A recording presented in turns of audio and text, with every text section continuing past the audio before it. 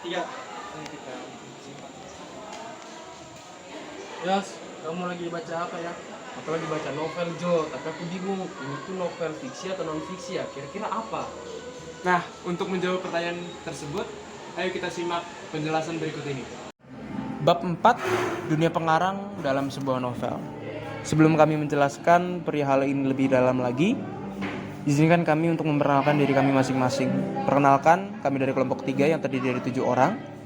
Pertama ada Daniel, Jonathan, Rino, Samuel, Selamat, Yeremi, dan Yosia. Nah, berikut penjelasan tentang dunia pengarang dalam sebuah novel. Dalam video ini kami akan menjelaskan tentang 4 topik pembahasan. Yang pertama, ada menafsirkan pandangan pengarang terhadap kehidupan dalam novel.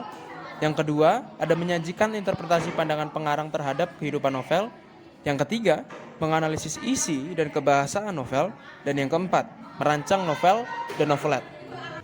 Yang pertama akan kita bahas adalah tentang menafsirkan pandangan pengarang terhadap kehidupan dalam novel.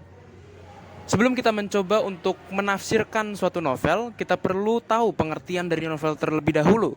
Jadi, apa itu novel? Novel adalah karya prosa fiksi yang panjang di mana di dalam novel terkandung rangkaian cerita kehidupan seseorang dengan orang-orang di sekelilingnya. Di dalam novel, sang penulis akan menonjolkan watak dan sifat setiap pelaku dalam cerita.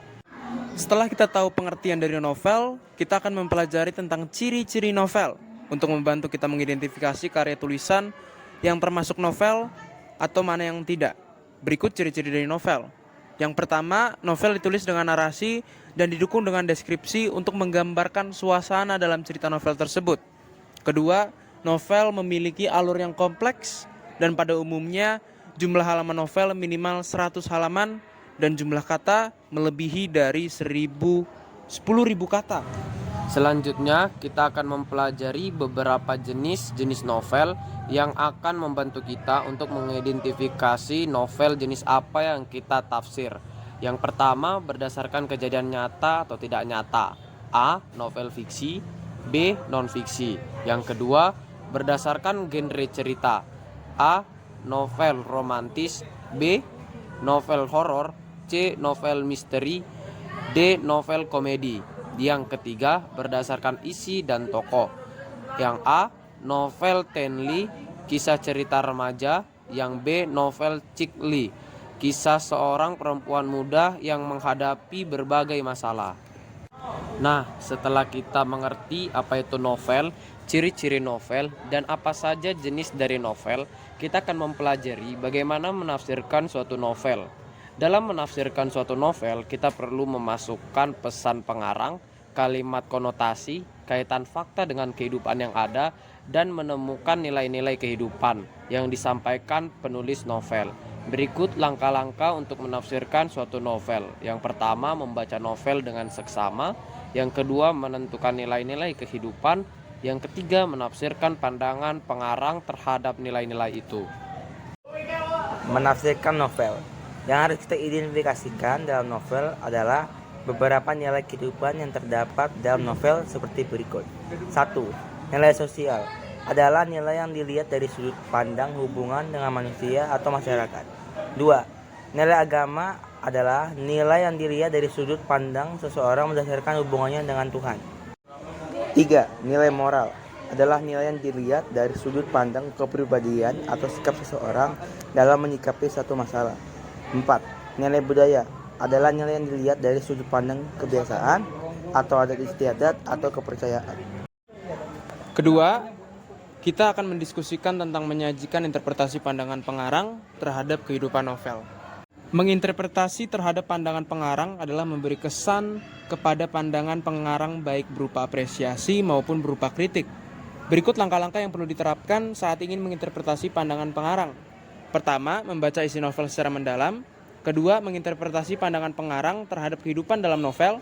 Ketiga, memberikan pendapat terhadap tafsiran pengarang tentang kehidupan dalam novel, baik dalam bentuk lisan maupun tulis. Yang ketiga adalah menganalisis isi dan kebahasaan dalam novel. Menganalisis isi novel. Dalam isi novel ada unsur-unsur pembangun novel yaitu unsur intrinsik. Unsur intrinsik merupakan unsur pembangun karya sastra yang berasal dari dalam karya itu sendiri. Unsur intrinsik berupa satu, tokoh.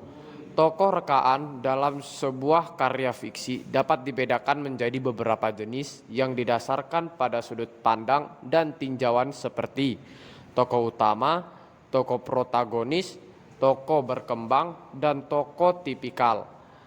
2. Alur merupakan hubungan antar peristiwa yang bersifat sebab akibat, tidak hanya jalinan peristiwa secara kronologis. 3. Latar penulisan tempat, waktu, dan suasana pada waktu peristiwa yang ada dalam cerita fiksi. 4. Sudut pandang merupakan cara penyajian cerita, peristiwa-peristiwa, dan tindakan-tindakan pada karya fiksi berdasarkan posisi pengarang di dalam cerita. Sudut pandang dapat dibedakan menjadi dua, yaitu sudut pandang persona ketiga, dia, dan sudut pandang persona pertama, aku. 5. Tema merupakan dasar cerita atau gagasan umum dari sebuah novel dan dapat disebut juga ide utama atau tujuan utama. Secara garis besar, tema dapat digolongkan ke dalam tema utama dan tema turunan. Tema utama merupakan cerita bermakna yang menjadi fondasi utama pencerita, sedangkan tema turunan menjadi tema yang berfungsi menjadi penguat fondasi utama. Menganalisis kebahasaan novel. Kebahasaan dalam novel meliputi majas dan macam-macam majas. Majas adalah gaya bahasa dalam bentuk tulisan maupun lisan dipakai dalam satu karangan yang bertujuan untuk mewakili perasaan dan pikiran pengarang. Macam-macam majas dan jenis-jenis majas. 1. Majas perbandingan. Jenis majas yang paling populer dan sering digunakan yang termasuk dalam majas perbandingan antara lain adalah metafora, personifikasi, asosiasi, hiperbola, alegori, metonomia, pars pro toto, totempor parte, dan eufemisme. 2. Majas pertentangan. Salah satu jenis majas yang cukup sering digunakan bahkan dalam percakapan umum sehari-hari. Yang termasuk ke dalam majas pertentangan yaitu litotes, paradoks, oksimoron, kontradiksi, interminus, anakronisme, dan antitesis. 3. Majas penegasan adalah masa kiasan yang digunakan untuk memperjelas dan mempertegas suatu objek dalam satu kalimat yang termasuk dalam majas penegasan yaitu retorika, pacarima, aforfasis, tautologi, inversi, enumeratio, elipsis, koreksio, alonim, kolokasi, paralelisme, dan aliterasi. Menganalisis kebahasaan novel. Majas penegasan memiliki dua subjudul majas yaitu pleonasme dan repetisi. 1. Pleonasme. Ciri dari majas pleonasme adalah penggunaan gaya bahasa berupa kata yang berulang-ulang sehingga terkesan sangat tidak efektif untuk dibaca. 2. Repetisi. Majas repetisi mengulang sebuah makna kata yang menggunakan kata kiasan berbeda secara terus-menerus.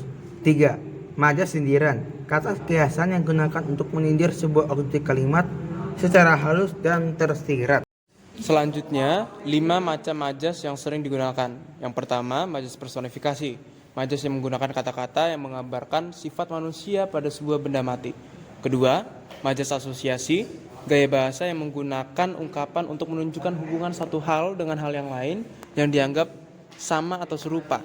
Yang ketiga, majas hiperbola. Gaya bahasa yang mengandung pernyataan yang berlebih-lebihan ukurannya, jumlahnya, atau sifatnya dengan maksud memberi penekanan pada suatu pernyataan atau situasi untuk memperhebat, meningkatkan kesan dan pengaruhnya. Keempat, ada majas alegori, majas yang menyatakan dengan ungkapan kiasan atau penggambaran.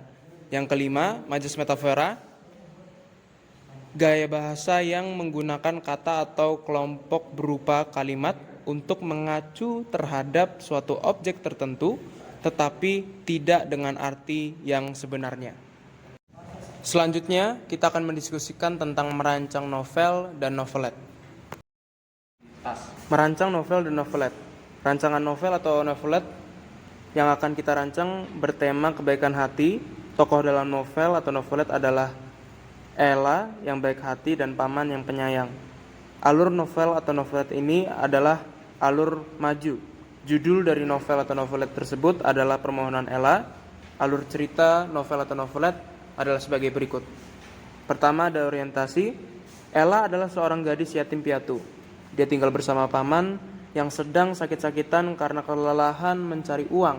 Pamannya bekerja sebagai tukang becak yang mendapatkan uang tidak menentu tiap harinya. Demi membantu pamannya, Ella memutuskan untuk menjadi penjual makaroni goreng keliling pulang sekolah. Kita masuk ke dalam komplikasi novel atau novelet. Suatu hari ketika Ella berjualan, tiba-tiba ia tertabrak sebuah mobil mewah. Ella tergeletak dalam keadaan pingsan di tengah jalan dengan luka berat. Penabrak mobil itu hampir kabur tetapi terlebih dahulu bisa ditangkap polisi. Evaluasi. Ella dibawa ke rumah sakit dan mengalami pendarahan yang luar biasa. Ella kritis di rumah sakit. Resolusi saat di rumah sakit, Ella berpesan dan memohon agar penabrak itu tidak diberikan hukuman yang memberatkan karena kasihan dengan keluarganya dan pamannya pun memaafkan penabrak tersebut. Demikian penjelasan dari kami. Terima Terima kasih. kasih.